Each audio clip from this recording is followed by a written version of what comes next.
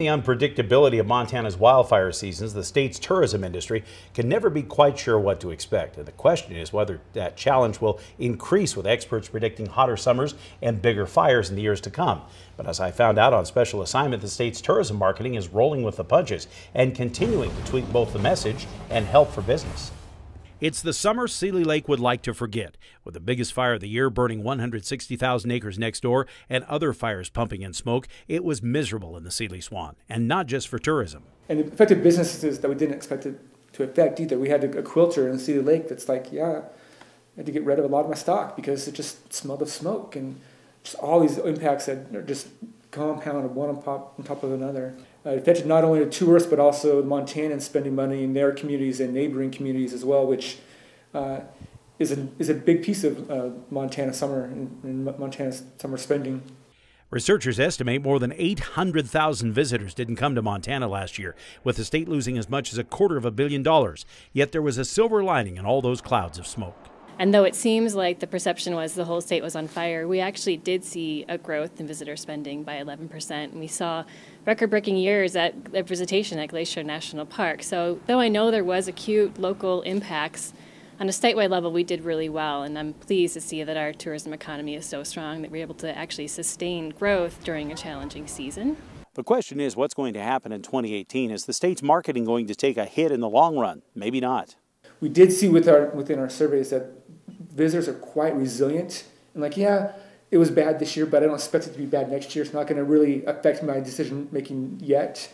The concern is if this becomes a year after year after year thing, how do we then adjust our marketing? To me, it's about memory building and really capturing what we can experience together as a family.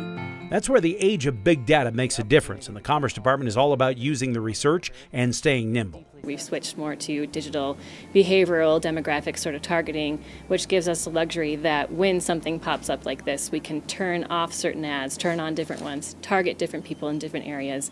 Additionally, the Commerce Department helped suffering communities last year, pumping in dollars for emergency marketing and business operations, which is now a permanent program. For businesses that were at risk of going out of business or had gone out of business and were trying to get back into operation, we were able to provide a small grant of up to $5,000 to help with things such as inventory or getting payroll covered or getting Montanans back to work. There's a framework in place, this emergency support framework, and the goal is that it is seamless. In the event that there is a natural disaster, man-made disaster, we're there and we're able to assist right away. While the 2017 numbers are worrisome, Pillay says Montana has a long history of adapting. Well, whether it's a fire season or changes in gas prices or we have a low snow year, we are always dealing with variables that are out of our control. So no matter what the season is or what the variable that's being thrown at us, we're constantly monitoring that and seeing what the impact is on our audience and adjusting our strategies and our targeting accordingly. And despite the fires, Montana continues to lead the way with both its tourism marketing. In fact, state officials are being consulted by other states like Washington right now. And if you run a business in one of our tourism-dependent communities and would like more information on assistance programs, we have that information on our website.